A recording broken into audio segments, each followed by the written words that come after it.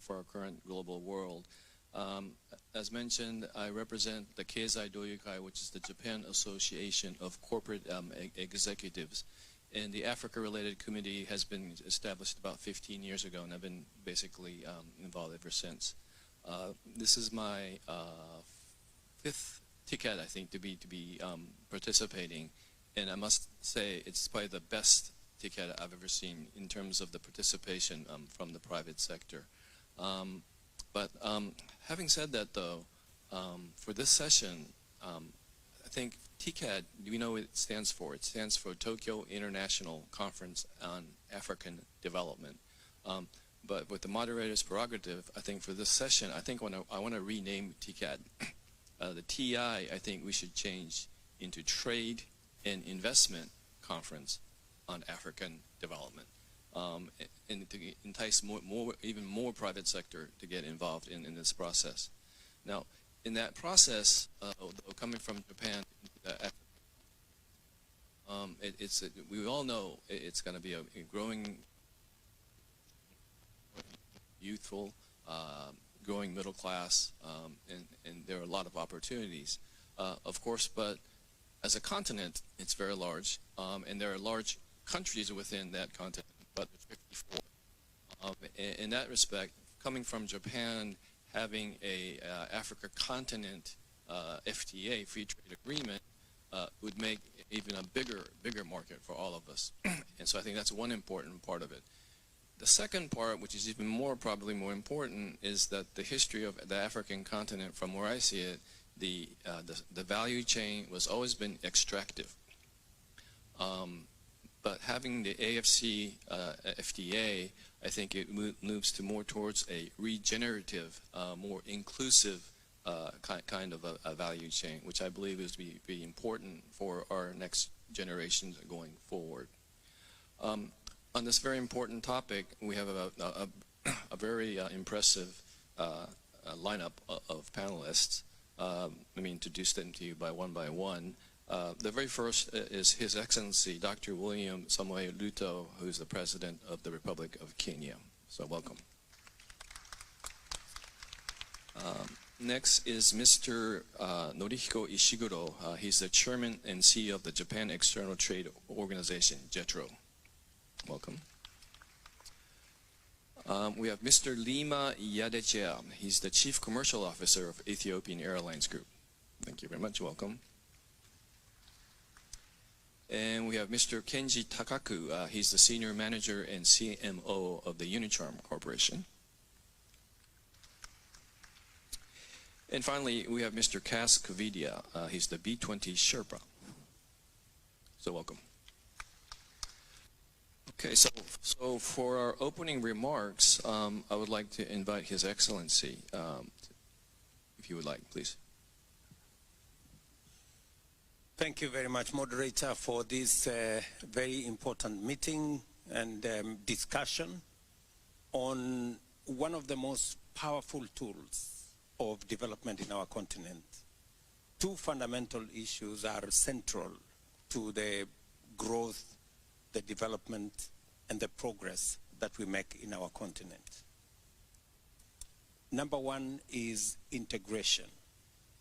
The free movement of goods, services, and people. The challenge that we've had over the years is the interconnectedness of Africa. Challenges of travel from one country to the other, either by air, by sea, or by rail, or by road. Progressively working with partners like JICA, we've made progress. Not as much as we could, but we have made significant progress in modernizing our ports. For example, modernizing the port of Mombasa to make it much more efficient for purposes of moving goods and services around our continent. We are invested in transport networks. At the moment, we are discussing the building of the railway from Kenya to Uganda to DRC, and finally to join it to the other side on the Atlantic. and many other transport routes. So importantly, to connect Africa is of significant importance, and I must congratulate Japan for participating in connecting our continent. Secondly, is to make sure that we have a policy environment that supports and promotes intra-Africa trade. Today, intra-African trade is around 15%, compared to 60% in other regions, including in Asia, here in Asia. And therefore, the signing of the Africa Continental Free Trade Agreement, that was a milestone agreement, now signed by 47 countries, establishes the mechanism for us to remove barriers, to facilitate movement of goods and services around our continent. It is estimated that with the full implementation of the Africa Continental Free Trade Area, we should be able to unlock $450 billion of trade. We should be able to lift up to 30 million Africans out of poverty, and we can move our continent in the right direction. Kenya, for example, has taken the policy position that to facilitate the movement of people and goods and services, we have not only signed into the Africa Continental Free Trade Area to eliminate barriers, we've signed into the East African Community, we've signed into the tripartite agreement, and also COMESA, to build Africa into one single trading bloc with 1.4 billion people and a GDP of $3.7 trillion. And additionally, as Kenya, we have removed visa requirement for any African coming to Kenya to make it possible for Africans, for citizens, for our continent to move freely and to eliminate unnecessary barriers that ultimately impedes trade, impedes movement of people, and reduces transition of services and other requirements that facilitate the development of our continent. Finally, is to work on instruments that also facilitate trade with other nations. Signed the EU Economic Partnership with the EU. We will be having a meeting as the Africa Union next month in November in Angola to discuss trade relations between Africa and the European Union, the 27 countries in the European Union. We are renegotiating AGOA with America. We are signing other agreements with other countries. And TICAD provides us an opportunity for us to have a conversation with this great country, with Japan, so that we can equally look at eliminating barriers that impede trade between Africa and Japan. A case in point is a discussion I had with the Prime Minister of Japan 2 days ago on looking at how we can remove barriers on our agricultural goods that come to this country. Kenya exports tea, coffee, horticulture, macadamia, avocado to many European countries. But unfortunately, we still have barriers of trade of our agricultural goods to Japan. We are looking forward to use the TICAD framework to negotiate as Africa so that we can have greater market access to Japan, to Asia, and use Japan as our friend to launch our way into the Asian market. And that is what brings us here to look at regional trade, intra-Africa trade, and to use it to drive our progress, our prosperity, and our business. Thank you so much. So, Your Excellency, thank you so much. Obviously, Kenya is in the leadership position on the African continent, but having that leadership for the entire region for this free trade agreement is, I think, is a very important message to send to our government as well. Thank you so much. May I turn to Mr. Ishiguro from JETRO, and congratulations on a very successful business exhibition, which I thought was wonderful. But please make your opening remarks.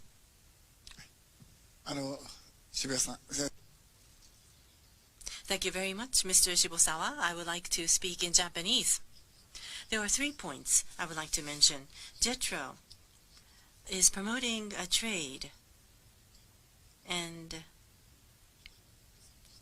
to coincide with the TICAD, TREC business forum is being held.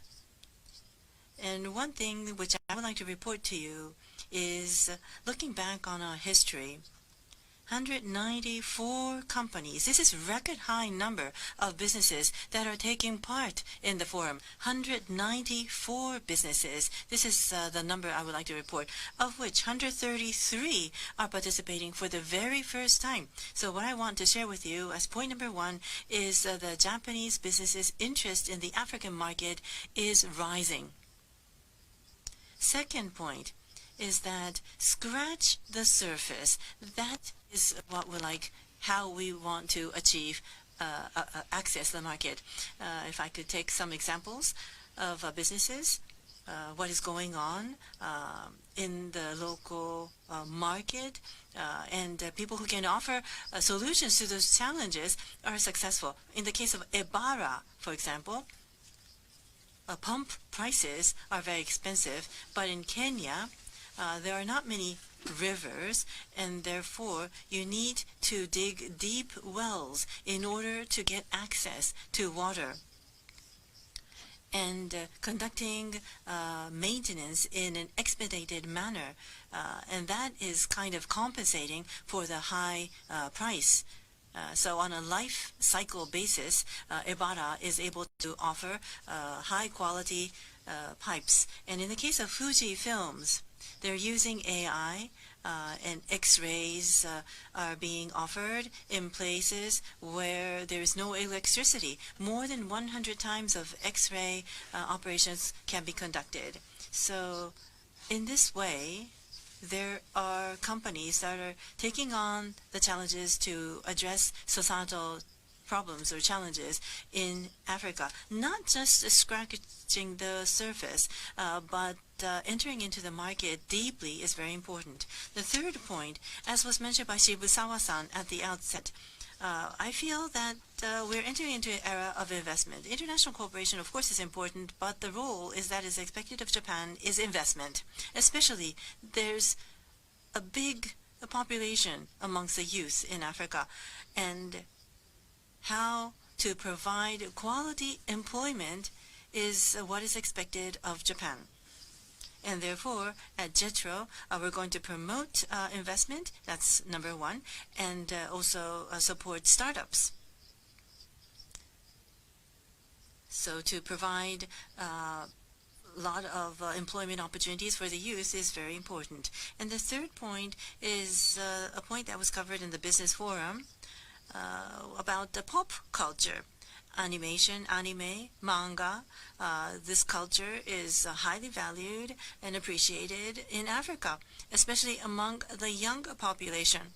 And we, in Japan, anime, manga, the soft power, through soft power, we want people to have more interest in the products and services that Japan can offer, and then with the value and the sense of ethics that we have in Japan should also be communicated. And so we want to further support investment into Africa. はい、ありがとうございます。Thank you very much, Mr. Shiguro. I think the last point was very, very important, because when we think about free trade agreements, we think about the traditional goods and services, which is very, very important. But as Mr. Ishiguro pointed out, the youth and also this pop culture, soft power kind of that kind of non-barrier to that kind of development, I think is also very, very important. His Excellency mentioned about connecting, integrating not only goods and services, but people And I believe the airline industry is very good at connecting people. So I would like to invite Mr. Lima Yadeja for his opening remarks. Thank you very much, moderator. Thank you, TCAT, for this opportunity. As His Excellency the President said it well, connectivity is very much needed in the continent. We in Africa have a huge population of more than 1.4 billion, and the amount of goods being transported through the continent is huge. At Ethiopian Airlines, we do fully understand the need for timely continental free trade area, and we appreciate the initiatives by African Continental Free Trade Area. And being in this business for the last 8 decades, we are the true witness to observe the development and also change of human life by being connected to the rest of the world, not alone the inter-regional integration. When we start flying from the east to the west, we observed a huge movement of indigenous African way of doing business between the regions that enabled Africans to discover their true indigenous identity and do business around that very unique characteristics. For us, we strongly believe that the African Continental Free Trade area will be very instrumental, provided that some of the current challenges we do have at hand got solution timely. The first one is the infrastructure issue. Interregional trade, interregional mobility can be assured by having standard infrastructure in place, like road, railway, and the like, because unless we do have to the standard infrastructure, it will be very difficult to move goods from one country to another. The other serious concern area is non-tariff barriers. The bureaucratic customs, licensing, and also inconsistent regulations between countries inhibits the movement of goods timely. In today's world, time is very important, and the faster we can transport goods along the borders, the better the acceptance and the productivity will be. Therefore, the non-tariff barriers need to be properly looked into. The other issue that encounters is fragmented industrial policies. The industrial policy in one country will not match with the policy in other country. For example, Ethiopian industrial policies are not aligned with that of Kenya or Burundi or Rwanda, and hence whatever we produce in one country might not go without hassles to the other country. The other serious concern area is limited access to finance. In cooperation with companies like JETRO, we need to improve access to finance for young, energetic, and educated Africans. We do have very strong workforce. We do have very talented, young, educated personnel. Therefore, having access to finance will enhance. Unless we provide them access, a good access to finance, this will remain to be a challenge. The other issue will be skill and the technology gap. In universities across Africa, we can easily teach the theoretical part of the science, but having hands-on personnel need a practical exposure and also training through technological guidance. Therefore, working in these areas might enable the movement of goods across African borders. Equally, it is important when it comes to human mobility to have a free visa or African Union's free movement protocol to be in place and ratified by African countries. His Excellency the President clearly said that Kenya is doing a great job in this regard. Thank you very much. Under your leadership, we saw that we Africans can easily go to Nairobi and do business. As I said earlier, we do have a strong interest in startups in Kenya. Those kind of free movement are very vital in order to enable the spirit of African continental free trade area. It is equally important to have a standardized educational curriculum in the African continent. Today, a university graduate in Addis Ababa might not be able to got a license and enter into professional exercise in Nigeria or in Mali or in Senegal because the curriculums are different, and hence it is really important to have a standardized curriculum when it comes to training requirements along the continent. The other issue is also information lack on labor market data. If Ethiopia made available the requirement when it comes to labor, and if Kenya is able to provide that kind of human resource, or if Ethiopia is ready to export its labor to Kenya and Kenya do the same, it will enable the spirit of the African continental free trade area. At Ethiopian Airlines, we are always working hard to address the issue of logistics. We are currently flying to more than 64 cities in Africa, and wherever we go, we saw that the challenges, especially in non-tariff barriers, is really challenging us a lot, and it hinders the development of Ethiopian Airlines. Therefore, as a company, we strongly advocate the single African air transport market, SATM, and also we are highly investing and also working around the policymakers when it comes to the enablement of the African continental free trade area. Thank you. Thank you so much. Your comments reminded me of Japan's success in our development, and it was basically based on infrastructure of air, road, and rail. And if we imagine Japan had tariffs on 7 prefectures, it would have never, developed in the way it was. But I think at the very end, I thought it was very important, because we could have all the agreements in place for free trade, but unless you have the human capital to deliver based on that, I think that's a very important point. Thank you so much. I would like to turn to the business sector regarding this topic, and initially I would like to ask Mr. Takaku from Unicharm for his comments.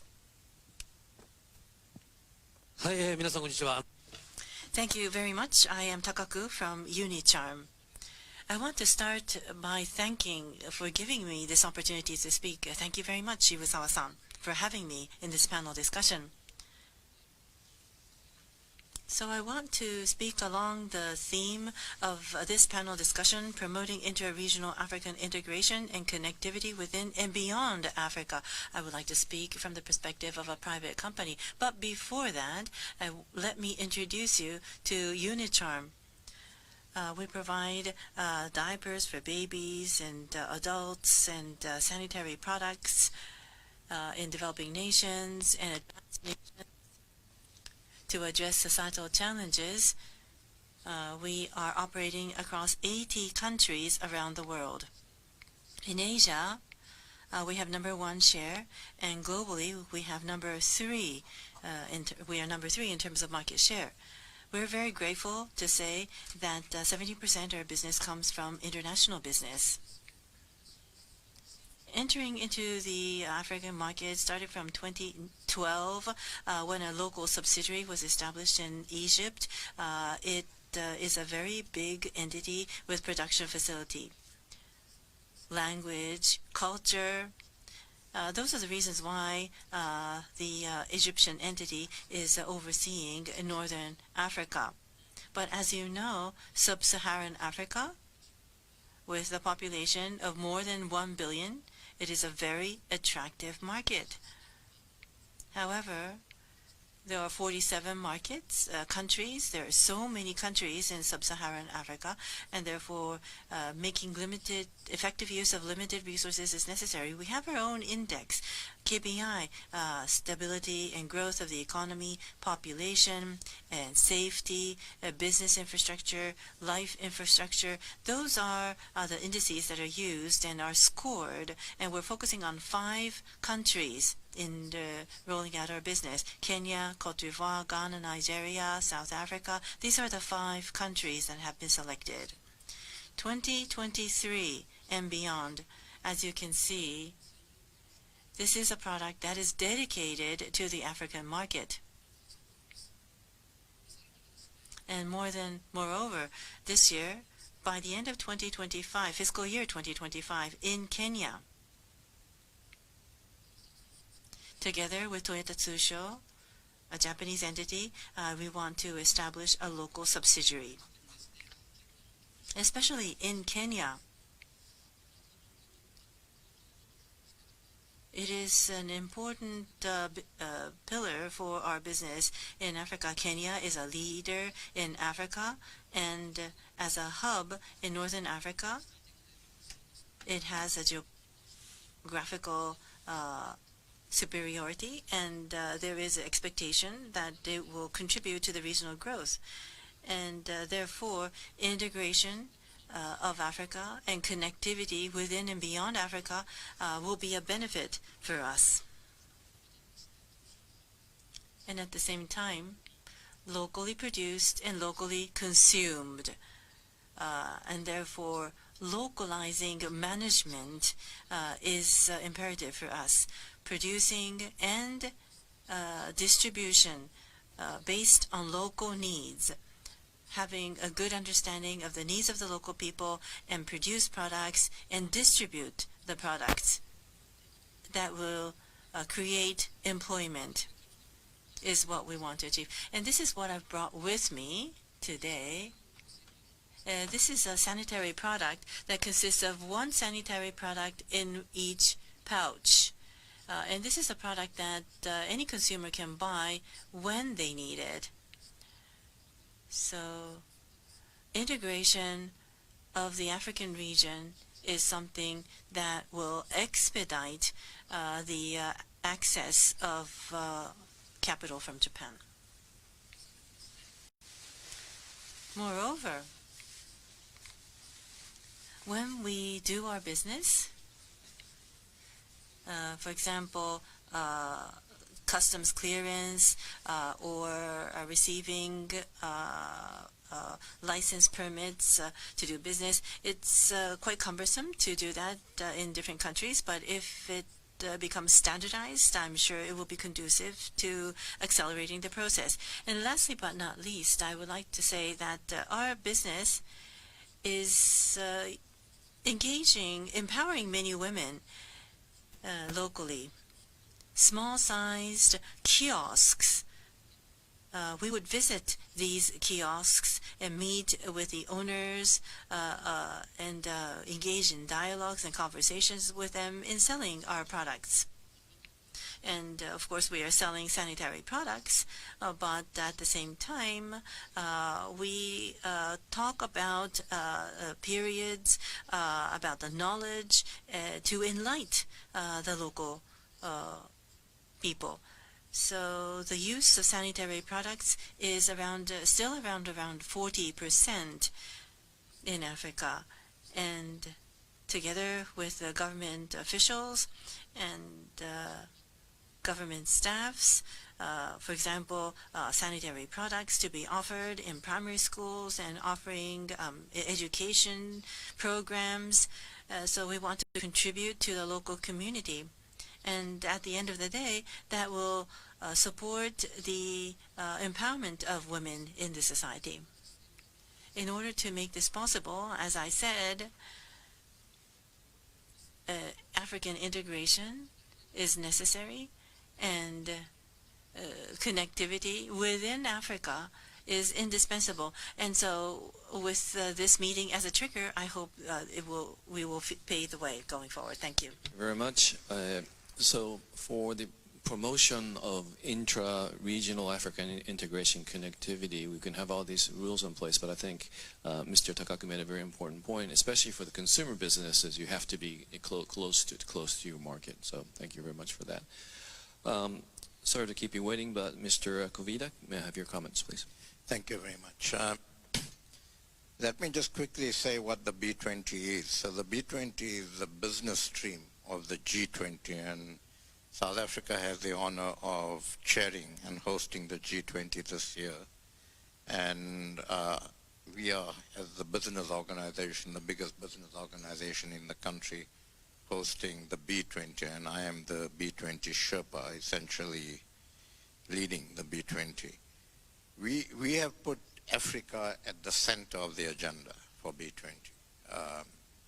And through 8 task forces, we have looked at issues that are totally relevant to the continent and actually contribute to the need and talk to the need for the continent to become more integrated and for value chains to be more integrated and for the continent to actually address itself as a single block in many issues that it needs to deal with and in many negotiations it needs to have with multilateral organizations and others.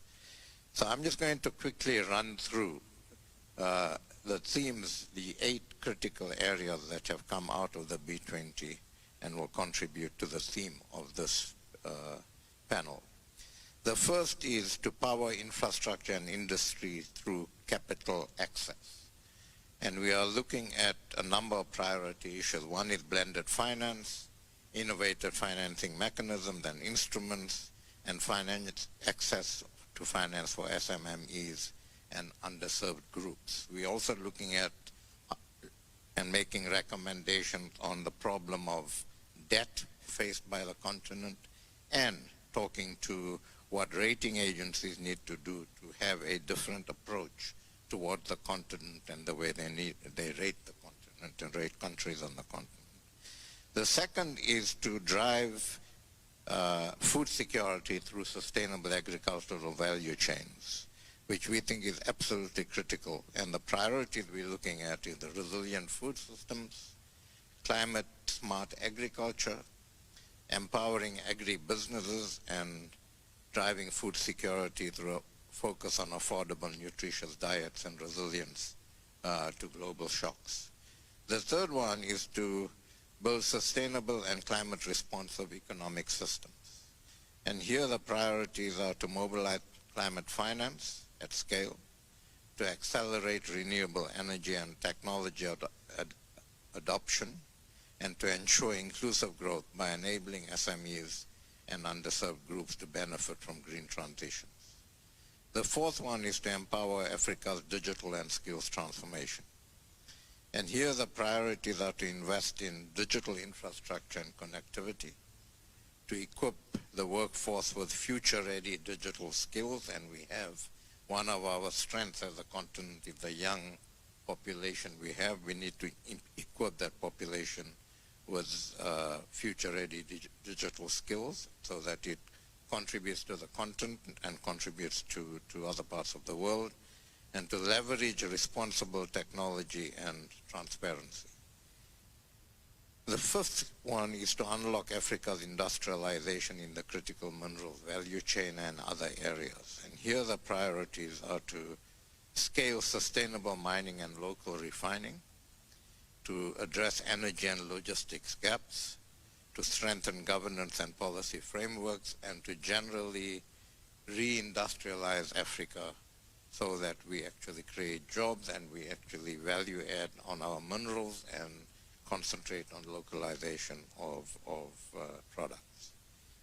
The sixth theme is to foster business resilience and market stability. And here we want to looking at enforcing governance and anti-corruption measures, looking at rules-based trade and how we promote that, and looking at SMMEs and regional integration by harmonizing regulations. The seventh is to unblock investment and growth through well-designed public-private partnerships, which we believe are critical to growth on the continent. And here the priorities are to build transparent, trusted public-private partnership frameworks, to mobilize private capital for infrastructure, and to promote regional public-private partnerships and local capacity building. Finally, the eighth priority is to build competitive markets by empowering women, upgrading SMEs, and championing safe workforces.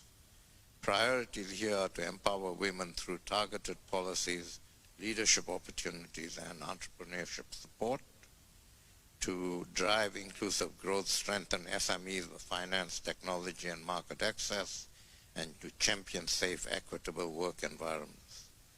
And we also have a task force that's looking at trade and investment and how we actually, as a continent, look at getting trade, intracontinental trade, but also drawing investment into the continent and navigating our way as a continent through the current geopolitical situations that we face. I'll leave it at that for now. Thank you. Thank you so much.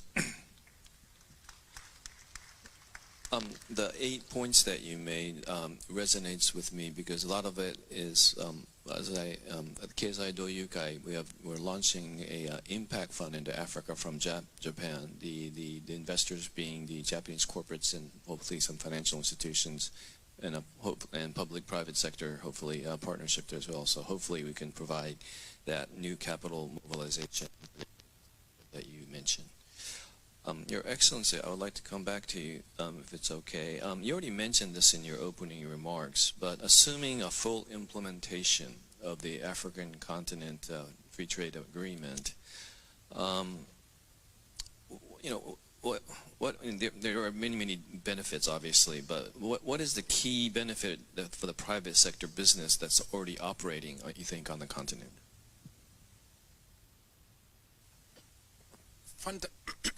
Fundamentally, there are three issues that the full implementation of the Africa Continental Free Trade Area will unlock.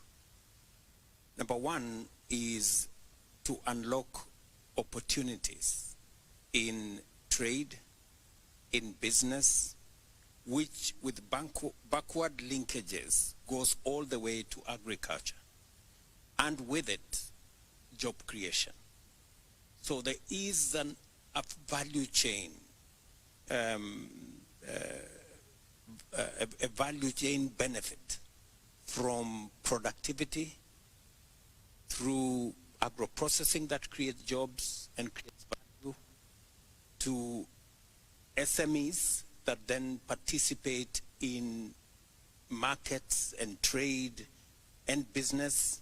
So there is a lot that can be unlocked, and that is why I said that the full implementation of the Africa Continental Free Trade Area is going to add additional income of up to $450 billion and has the potential to lift up to 30 million Africans out of poverty in the following manner.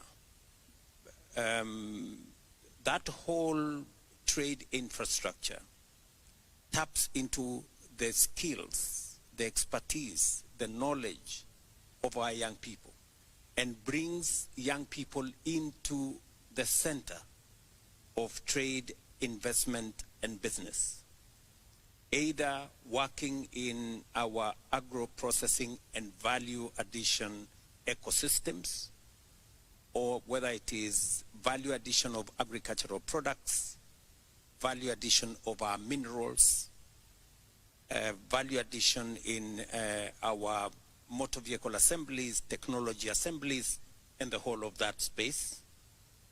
And secondly, apart from job creation, and I'm talking about real jobs, that's what we are experiencing, for example, in Kenya. We're doing more in our county aggregation and industrial parks to add value to our products. We're working with the special economic zones to add value to our products, both for consumption locally and for trade with other countries. That's number one. Number two, it brings the private sector into the equation. And with it, private sector expertise, private sector capital to support the whole growth of the African continent. Private sector will come in as processors. They will come in as traders. They will come in as logistics. They will work with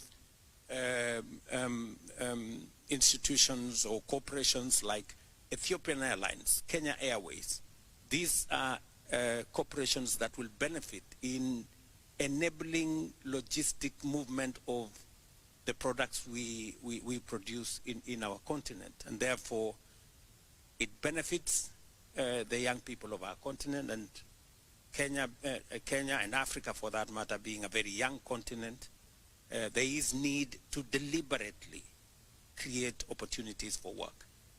Number two, there is also need to deliberately support micro, small, and medium enterprises run by young people, run by women, and everybody in that ecosystem by leveraging on private sector expertise and private sector capital. And then finally, it translates into economic activity, it translates into wealth generation, wealth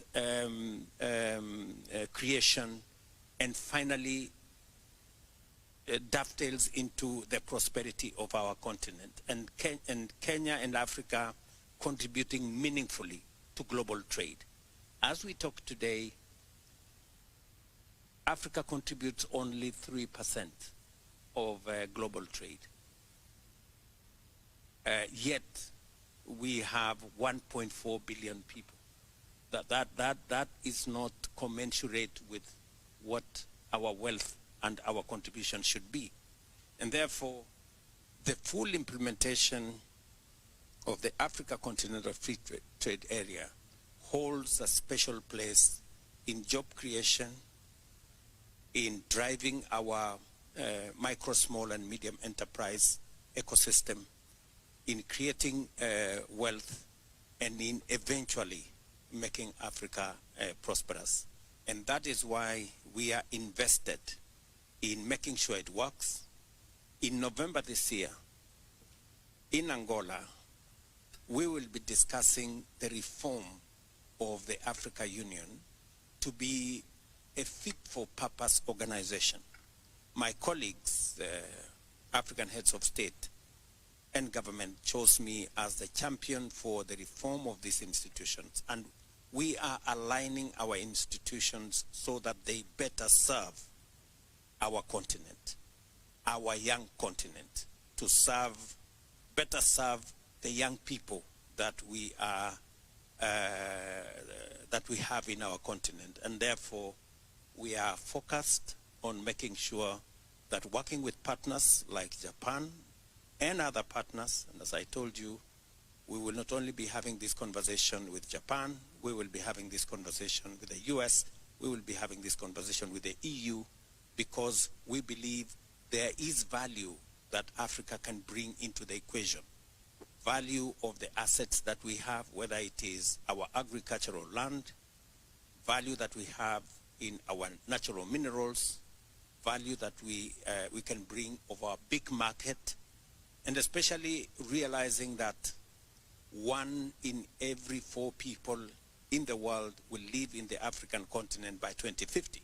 So we will form the largest market, and it is us as leaders of today to prepare ourselves and the entire space to be ready for the Africa that we are looking forward to in the very near future.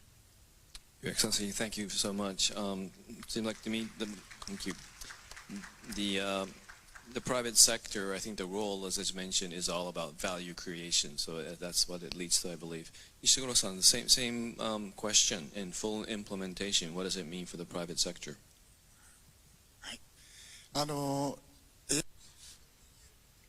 AFCFTA, there's high expectation because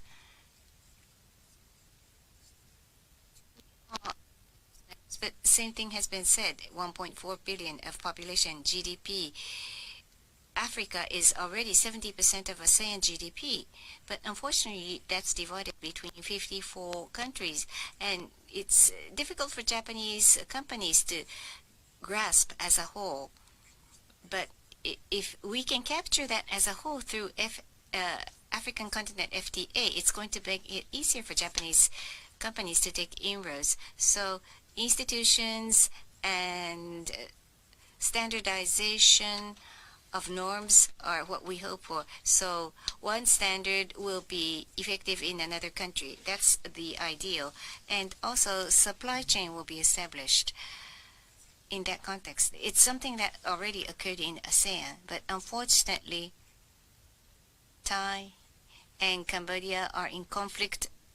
But Thai plus one kind of supply chain was established in ASEAN, and with AFCFTA, we could also expect such a model to emerge in Africa.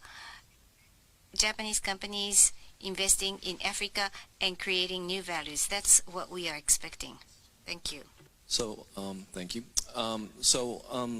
We know about the benefits, but let's talk about the challenges for this, interregional value chain in human mobility. And I'm going to ask the question to our representation from business in Unicharm and Ethiopian Airlines. So Takak-san, maybe you could start.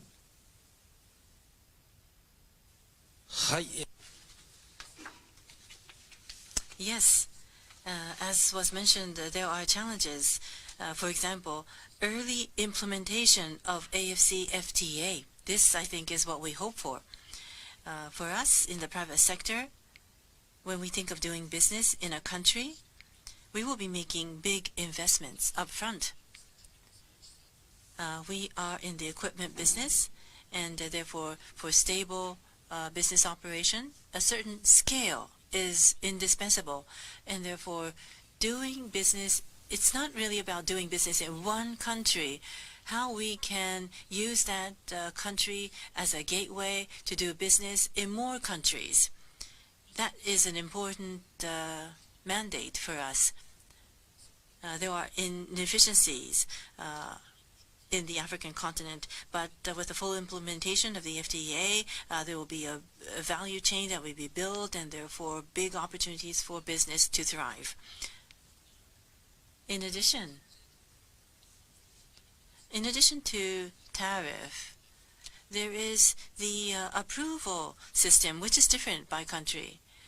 From our factory in Egypt to West Africa, if we want to ship products, we need to go through the approval process in each country, and this process has to be addressed in every country we enter into from scratch.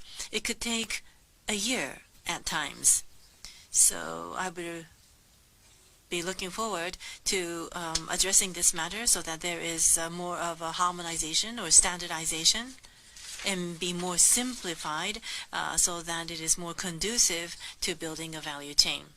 Especially when it comes to infrastructure and education, talent development, working hand in hand between the public and private sector, it's very important. Unicharm, a Japanese company, we want to grow together with Africa, and we will conduct management, locally based management, to contribute to the development of the local community economy and generate employment to enhance the living standards of the local community. That is all for me. Thank you.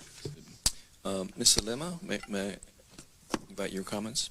Yeah, thank you very much.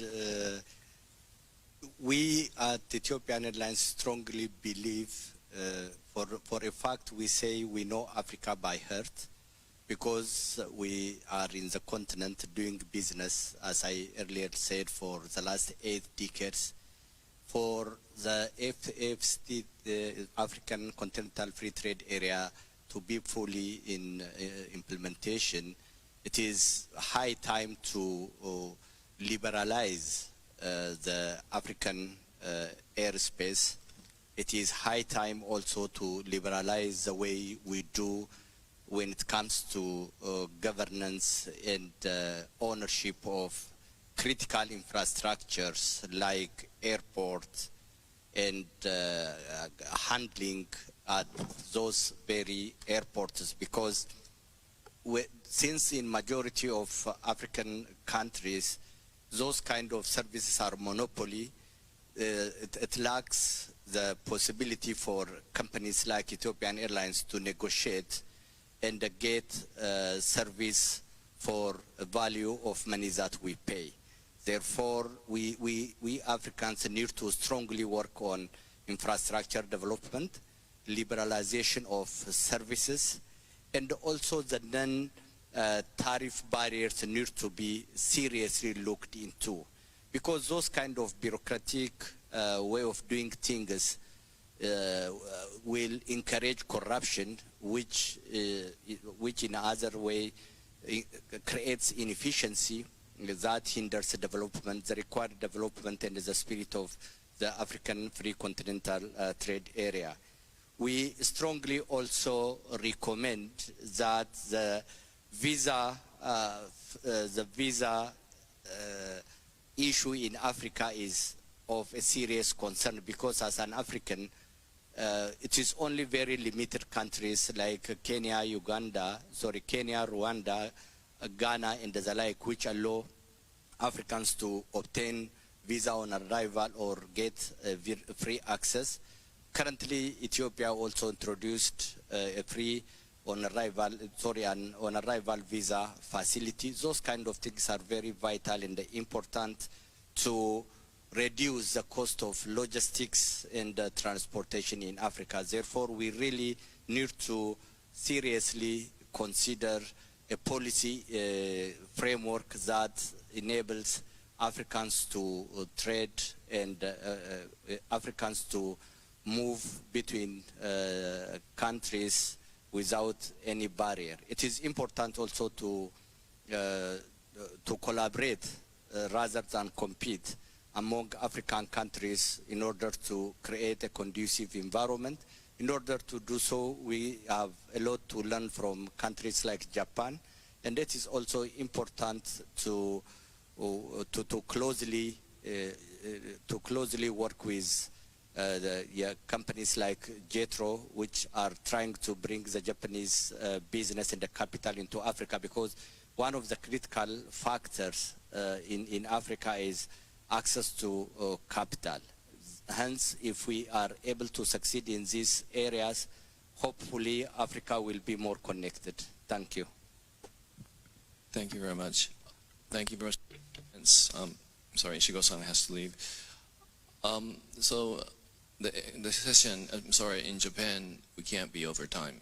And we have to apologize for being 30 seconds over, and actually I'm 3 minutes 30 seconds over. So my apologies, and apologies to Mr. Kovida for not being able to invite your final comments as well.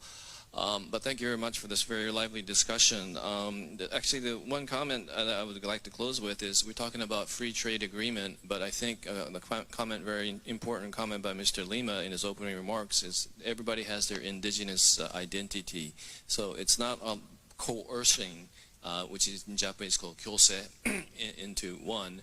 But there's another word called kyose, same sound, different characters. It's about mutually living together, basically. And so that's what's important, I believe, for the co-creation and for the prosperity for Africa and for Japan and the world. So, allow me to say one final thing, sure, please.